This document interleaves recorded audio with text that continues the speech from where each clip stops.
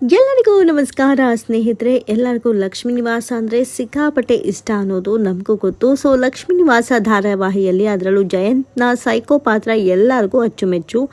So ಕೆಲವೊಂದು ಸರಿ ನೋಡ್ತಾ ನೋಡ್ತಾ ಬೈಕೊಳ್ಳೋಣ ಅನಿಸುತ್ತೆ, ಕೆಲವೊಂದು ಸರಿ ಆ ಪಾತ್ರಕ್ಕೆ ನಾವು ಅಡಿಕ್ಟ್ ಆಗ್ತಾ ಹೋಗ್ತೀವಿ. ಅಂತಹ ಶಕ್ತಿ ಜಯಂತ್ ಪಾತ್ರಕ್ಕಿದೆ, ಅಂತಹ ನಟನೆ ಕೂಡ ಜಯಂತ್ ಮಾಡ್ತಾ ಇದ್ದಾರೆ. ಸದ್ಯಕ್ಕೆ ಇದೀಗ ಜಾಹ್ನವಿ ಇಷ್ಟು ದಿನ ಜಾನು ಅಂದರೆ ಚಿನ್ನು ಮರಿ ಇಷ್ಟು ದಿನ ಜಯಂತ್ನ ಪ್ರೀತಿಯ ಬಂಧನದಲ್ಲಿತ್ತು. ಇದೀಗ ಆ ಬಂಧನವನ್ನು ಬಿಡಿಸ್ಕೊಂಡು ಹೋಗಬೇಕು ಎನ್ನುವಂಥ ಕಾರಣಕ್ಕೆ ಆತನ ಫ್ರೆಂಡ್ನ ಸಹಾಯ ತೆಗೆದುಕೊಂಡು ನೀವೆಲ್ಲ ನೋಡ್ದ ಹಾಗೆ ಹಡಗಿಂದ ಜಂಪ್ ಮಾಡ್ತಾಳೆ ಅಥವಾ ಸತ್ತು ಹೋಗ್ತಾಳೆ ಅನ್ನೋದನ್ನ ತೋರಿಸಿತ್ತು.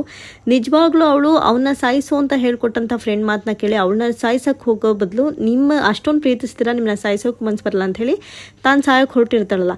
ಇದಾದಮೇಲೆ ಆಕೆ ಸಮುದ್ರಕ್ಕೆ ಜಿಗಿತಾಳೆ. ಜಿಗಿದು ಬೇರೆಯವ್ರು ಅವಳನ್ನ ರಕ್ಷಿಸಿ ಈ ಕಡೆ ವಿಶ್ವನ ಅಪ್ಪನಿಗೆ ಒಪ್ಪಿಸ್ತಾರೆ. ಯಾಕಂದರೆ ಅವರು ಕೂಡ ಚೆನ್ನೈಗೆ ಹೋಗಿದ್ರು, ಅದು ಕಡೆಯಿಂದ ಬರ್ತಾ ಅವಳನ್ನ ಕರ್ಕೊಂಡು ಬರ್ತಾರ. ಈಗ ವಿಶ್ವನ ಕತೆಗಳೆಲ್ಲ ಈ ಕಡೆ ವಿಶ್ವನ ತಾಯಿಗೆ ಗೊತ್ತು, ಅವರ ತಂದೆ ಗೊತ್ತಿಲ್ಲ. ಸೊ ಇದೆಲ್ಲ ವಿಚಾರಗಳಿಗೆ ಸಂಬಂಧಪಟ್ಟಂಗೆ ಈಗೇನಾಗುತ್ತೆ ಅನ್ನೋದೇ ಫೈನಲಿ. ಸೊ ಇನ್ನು ಕೆಲವರು ಹೇಳ್ತಾ ಇದ್ದಾರೆ, ಇಲ್ಲ ಜಾನು ಪಾತ್ರಕ್ಕೆ ಬೇರೆಯವ್ರನ್ನ ತರಬೇಕು ಅನ್ನೋ ನಿಟ್ಟಿಗೆ ಈ ಒಂದು ಚಿಂತನೆಯನ್ನು ನಡೆಸಲಾಗಿತ್ತು ಅಂತ ಹೇಳ್ತಾರೆ.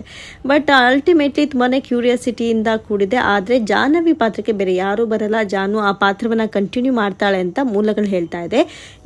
ಅಲ್ಲಿ ಮಿಸ್ ಆದಂಥ ಹುಡುಗಿ ಇಲ್ಲಿ ಸಿಗ್ತಾಳೆ. ಇನ್ನು ಎರಡನೇ ಆಪ್ಷನ್ ಏನಿದೆ ಅಂತ ಹೇಳಿದ್ರೆ, ಎಲ್ಲಿ ಮನೆಯವ್ರಿಗೆ ತನ್ನ ಸತ್ಯಾಸತ್ಯತೆ ಗೊತ್ತಾಗ್ಬಿಡುತ್ತೆ ಅಂದ್ಬಿಟ್ಟು ಜಯಂತ್ ಏನು ಮಾಡ್ತಾನೆ ಅಂದರೆ ಅವಳನ್ನ ಮತ್ತೆ ಸೇಫ್ ಮಾಡಿಕೊಂಡು ಗೊತ್ತಿಲ್ಲದಿರೋ ಕಡೆ ಅವಳನ್ನ ಕಿಡ್ನಾಪ್ ಮಾಡ್ತಾರೆ, ಅಂದರೆ ಕೂಡ ಹಾಕೋತಾರೆ ಹಾಕಿ ಇಲ್ಲಿ ಬಂದು ಅವಳು ಮಿಸ್ ಆಗೋದ್ಲು ಅಂತ ಹೇಳ್ಕೊಂಡು ಇವ್ರು ಅಂದರೆ ಈ ಲಕ್ಷ್ಮಿ ಫ್ಯಾಮಿಲಿ ಕಡೆಯಿಂದ ಜಾಹ್ನವಿ ಬದುಕೇ ಇಲ್ಲ ಅಂತ ಹೇಳ್ಬಿಟ್ರೆ ನೆಕ್ಸ್ಟ್ ಟೈಮ್ ಅವ್ರ ಫ್ಯಾಮಿಲಿಯಿಂದ ಯಾರು ಕೇಳಲ್ಲ ಕೂಗಲ್ಲ ಅನ್ನೋ ಥರ ಇರುತ್ತೆ.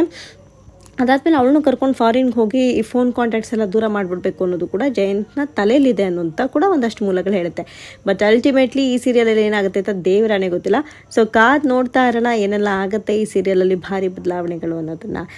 ನೀವು ಕೂಡ ಲಕ್ಷ್ಮೀ ನಿವಾಸ ಫ್ಯಾನ್ ಆಗಿರಿ, ತಪ್ಪದೆ ಕಮೆಂಟ್ ಬಾಕ್ಸ್ನಲ್ಲಿ ತಿಳಿಸಿ. ಧನ್ಯವಾದ.